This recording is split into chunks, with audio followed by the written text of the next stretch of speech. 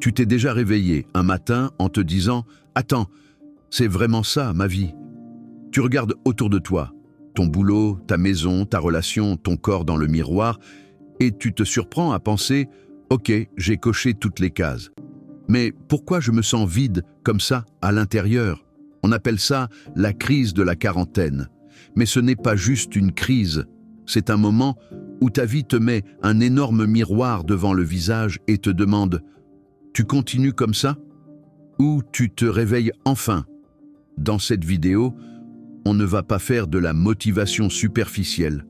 On va démonter ce qui se passe dans ta tête, dans ton cœur et dans ta vie à 40 ans. Pourquoi tu te sens perdu? Pourquoi tu doutes de tout? Pourquoi tu as l'impression d'être coincé? Et surtout, comment transformer ce moment en vrai point de bascule au lieu de le subir? Reste bien jusqu'à la fin, parce que je vais te donner un plan concret, étape par étape, pour faire de cette crise un nouveau départ au lieu d'un lent naufrage.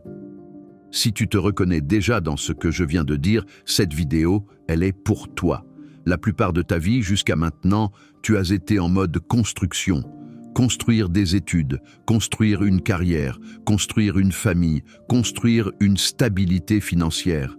Tu as avancé, parfois en mode pilote automatique, en suivant ce qu'on t'a dit qu'il fallait faire. Et puis arrive un moment, souvent autour de 40 ans, où un truc bascule. Tu as déjà construit beaucoup de choses, et pour la première fois, tu arrêtes un peu de courir. Et là, le silence intérieur te rattrape. Biologiquement, ton corps change, tu récupères moins vite, tu sens la fatigue différemment, tu vois des rides, des cheveux blancs, des signes qui te disent « tu n'es plus au début du jeu ». Psychologiquement, c'est encore plus violent. Tu passes de « j'ai le temps, ça viendra plus tard » à « ok, et si plus tard, c'était maintenant ». Et là, les questions commencent à exploser dans ta tête. C'est vraiment ça que je veux faire jusqu'à la retraite? Est-ce que je suis passé à côté de quelque chose? Si je continue comme ça, ma vie va vraiment ressembler à quoi dans 10 ans?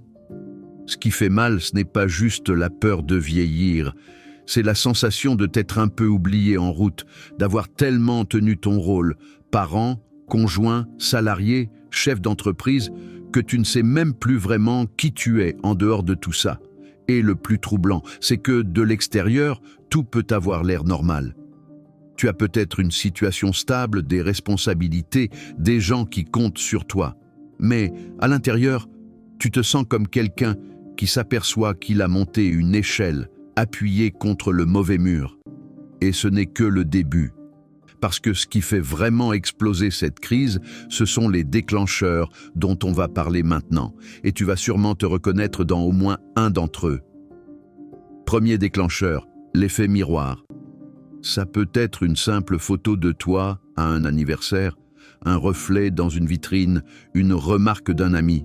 Ah ouais, on commence à vieillir, hein?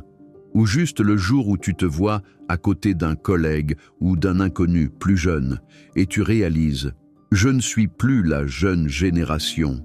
Ce miroir ne te montre pas seulement ton corps qui change, il te renvoie aussi tout ce que tu n'as pas fait, tout ce que tu as mis de côté.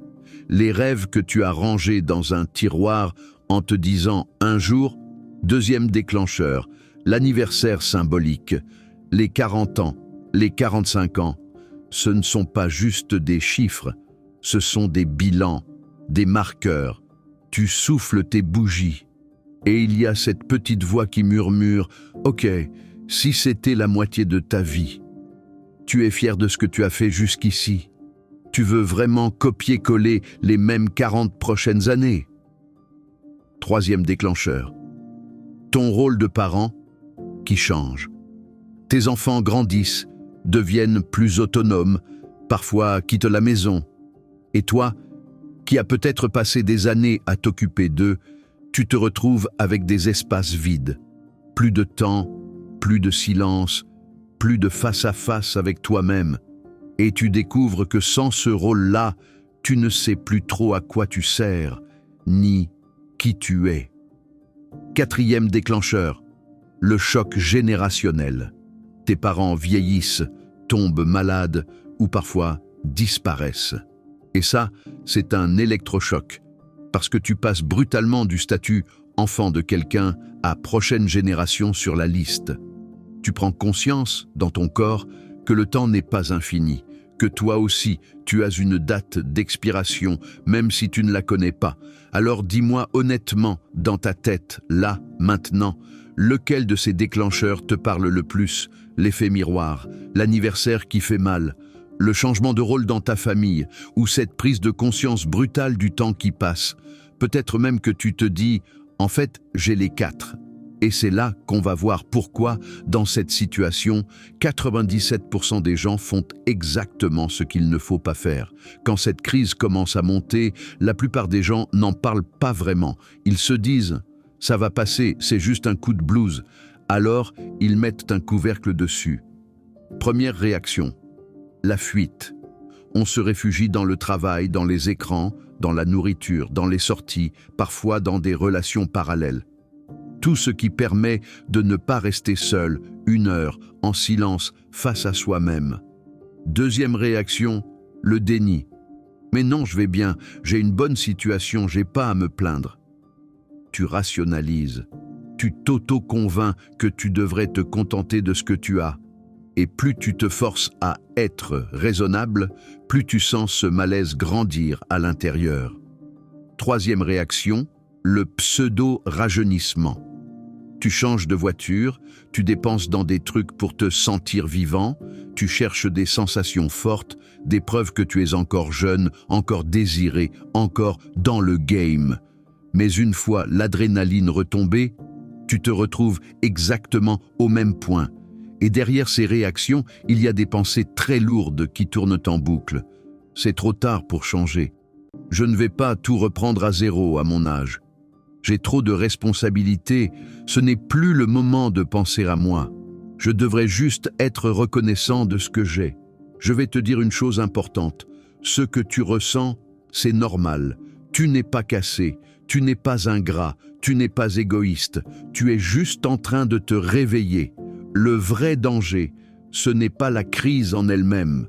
Le vrai danger, c'est de rester coincé dedans pendant 5, 10, 20 ans, à vivre à moitié, en pilotage automatique, en jouant un rôle qui n'est plus vraiment toi. Parce qu'il y a un petit pourcentage de personnes, environ 3%, qui vivent exactement la même crise que toi, mais qui en font un tournant. Ils ne sont pas plus courageux, plus riches ou plus chanceux. Ils font juste quelque chose de différent. Et c'est ça qu'on va voir maintenant. La première chose que font ces 3%, c'est qu'ils arrêtent de voir la crise comme un bug et commencent à la voir comme un message. Au lieu de se dire « qu'est-ce qui ne va pas chez moi ?», ils se demandent « qu'est-ce que cette crise essaie de me dire ? Qu'est-ce que j'ai arrêté d'écouter depuis des années ? Toi aussi, tu peux commencer par là. » Au lieu de fuir ce malaise, tu peux t'asseoir avec lui, te poser une vraie question, simple mais puissante. Si cette sensation pouvait parler, qu'est-ce qu'elle me reprocherait d'avoir abandonné? La deuxième chose que font les 3%, c'est un retour brutal à leurs vraies valeurs. Pas les valeurs que la société valide, pas les valeurs qu'ils affichent sur LinkedIn, leurs valeurs profondes. Je vais te proposer un mini-exercice. Prends 3 domaines de ta vie. Ton travail, tes relations, ton rapport à toi-même, santé, temps pour toi, projet perso. Et pour chacun, demande-toi, qu'est-ce qui est vraiment important pour moi là-dedans? Sur une échelle de 1 à 10, à quel point ma vie actuelle respecte ça, honnêtement? Si tu découvres que tu es à 3 sur 10 sur presque tout, ce n'est pas un échec. C'est une boussole. Ça te montre dans quelle direction tu dois commencer à ajuster ta vie. Troisième chose que font les 3%. Ils ne cherchent pas à tout plaquer du jour au lendemain. Ils prennent des micro-risques, ils testent, ils expérimentent, ils bougent par petits pas courageux mais réalistes. Ça peut être dire non à une chose qui ne te respecte plus, bloquer 1 heure par semaine pour un projet perso que tu as toujours repoussé. Avoir une vraie discussion honnête avec ton ou ta partenaire.